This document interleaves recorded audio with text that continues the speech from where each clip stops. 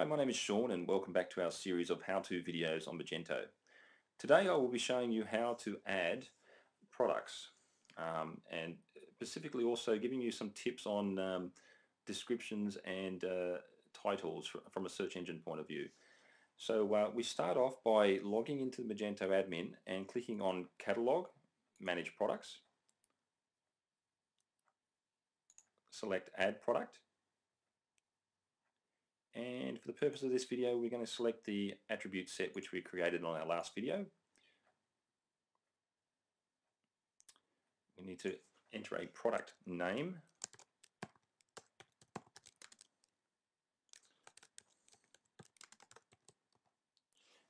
I've also already done in advance, so I don't waste your time, formatted my descriptions for this particular product already.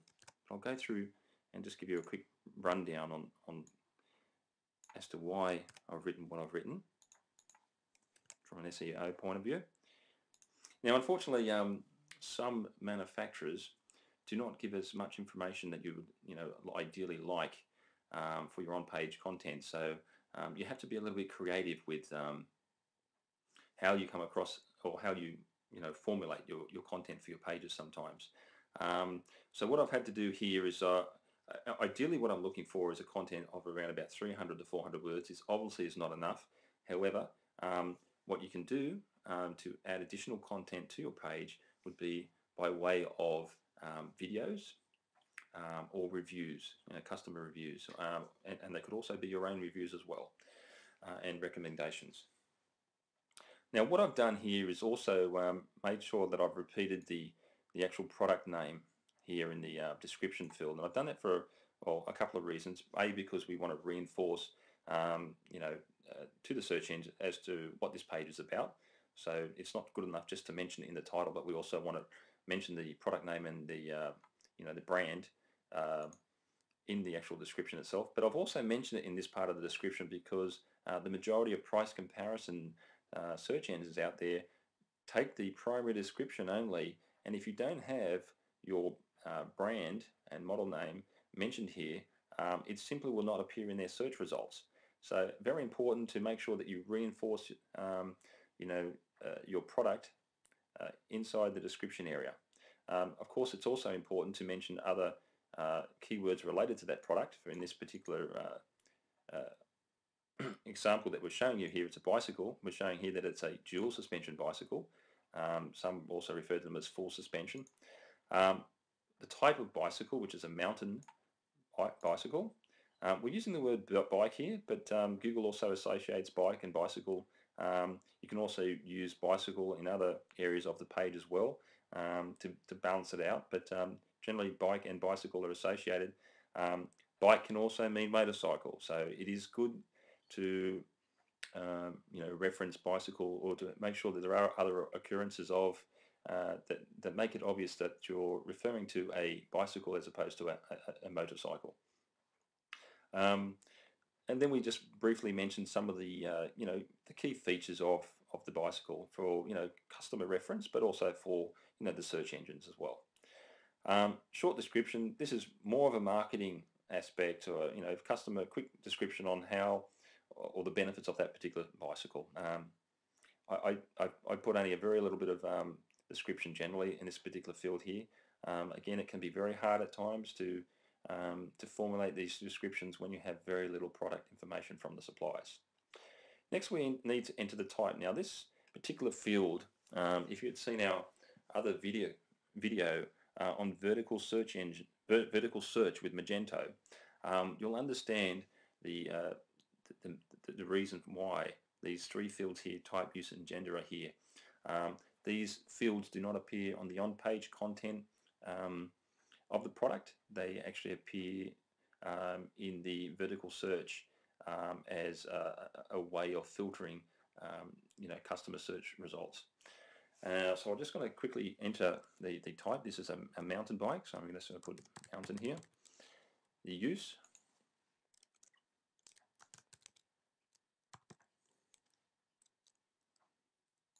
the gender, a manufacturer SKU number,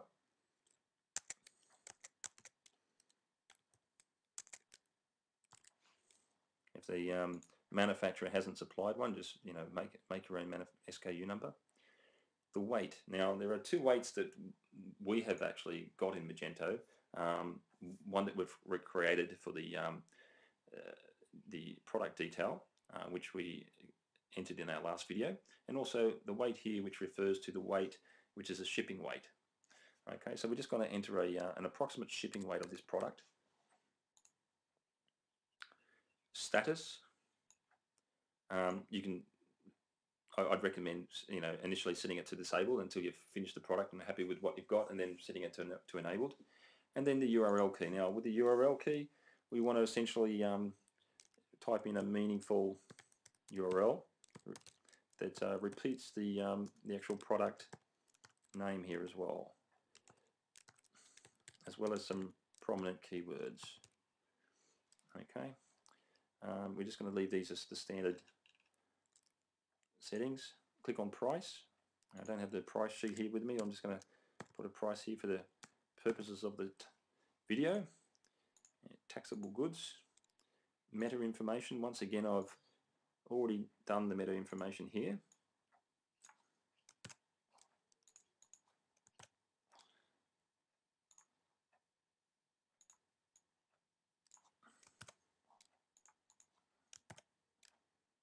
And the title.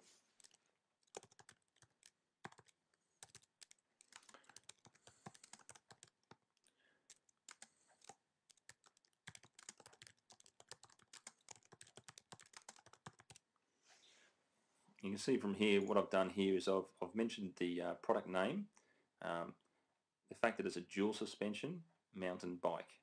Okay, keywords. Google doesn't pay attention to keywords. A lot of people will tell you not to bother entering the keywords. There are still a couple of search engines out there that still, take note of the keywords, and I would suggest that you do them for the sole purpose that by typing out your keywords, it gives you a bit of an idea of the type of keywords that you may well want to include in your meta description area. So for the purposes of thought process, I'd still recommend doing your meta keywords. It's not really going to take any more time out of your day putting them in there. So once again, in the meta description, very important what you put here in the meta description, because this is what is definitely going to be displayed on the Google search results. Google will display the product title along with its meta description. Now, if you don't put a meta description, it will put some on-page content that will just grab from the page and could be totally irrelevant. So for improving the performance of customer click-through, having a well-keyed meta description is of utmost importance. So again here, we might want to make sure that we repeat the manufacturer name and product name here, because if a customer is searching for this particular product, then obviously it's going to catch their eye and they're going to click on the product as soon as they see that reinforcement of the product that they're looking for. Additional keywords that relate to the product, so that if they're not particularly looking for the salvo pump, but looking for a Mongoose dual suspension mountain bike, they're also going to get hits on this page as well. So the fact that it's also lightweight, it's hydroform frame, some style aspects, some bit of marketing as well. Important to include some of that in the meta description. Don't make your meta descriptions too long. Images. For this, obviously you can go to your supplier's PDF or supplier's website and copy the image over, and simply, for the purposes of aesthetics, I tend to put this in a square frame, just so that it sits a little bit nicer in the Magento page. And I adjust the height. Now it's up to you, but I don't have my pictures any larger than 1000 pixels. And again, you want to save your images with a meaningful name.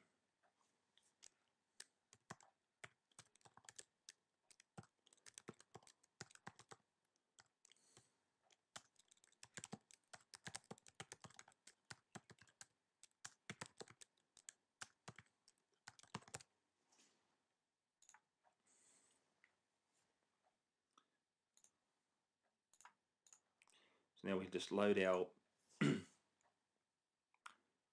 image onto the Magento. Select upload files. You can see that this is quite a large image, but it is an e-commerce site, and I believe that it's worthwhile displaying high quality images, especially for this type of product. It's important that that people get the ability to see what they're buying. Now you also need to, if you want this to appear as a thumbnail on the front end, and you need to select base image, small image, and thumbnail, and continue on.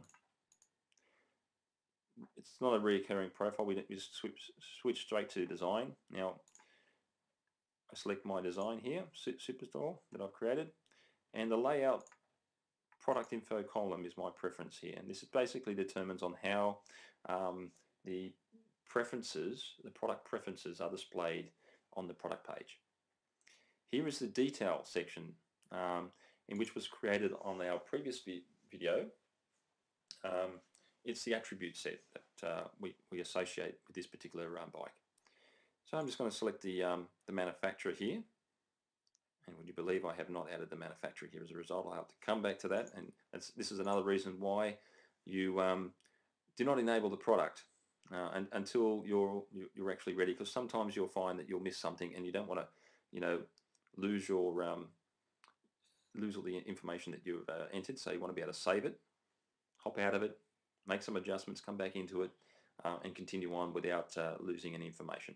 And you certainly don't want to place it live if the information is incorrect. We're going to just enter our product name now. This is where I would also enter some features. Again, I've already done that, so we save a little bit of time. Now, all of these attributes here, I need to grab that information from the supplier's product page. Now, like I said before, it can be in the form of a website, an Excel spreadsheet, or a PDF document. So now, because I've set my attributes set up correctly, I can just simply copy the options directly from the manufacturer's PDF document and just paste them into here. So it saves me quite a significant amount of time.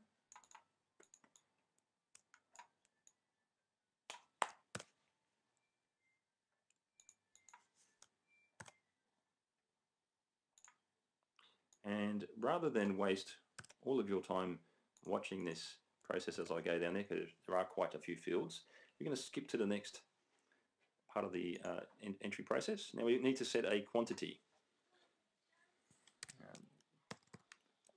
I personally set a quantity of 1,000. Depending on how you operate your stock levels,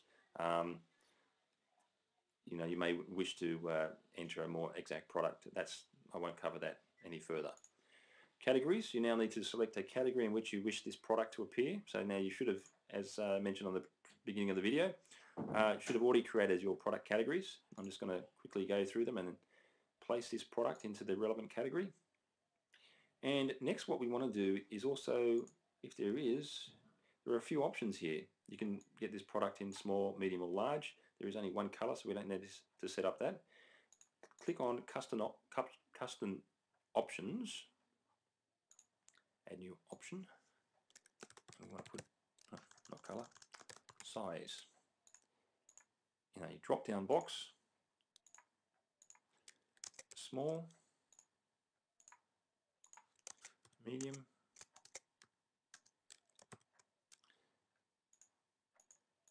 and large. Now, this is also, you can also set different prices for different sizes or colors, etc. So this gives you the ability here that if a particular size or color was an extra $5, you could just put $5 there, and that will add $5 to the product price. Also, you can also enter separate SKU numbers.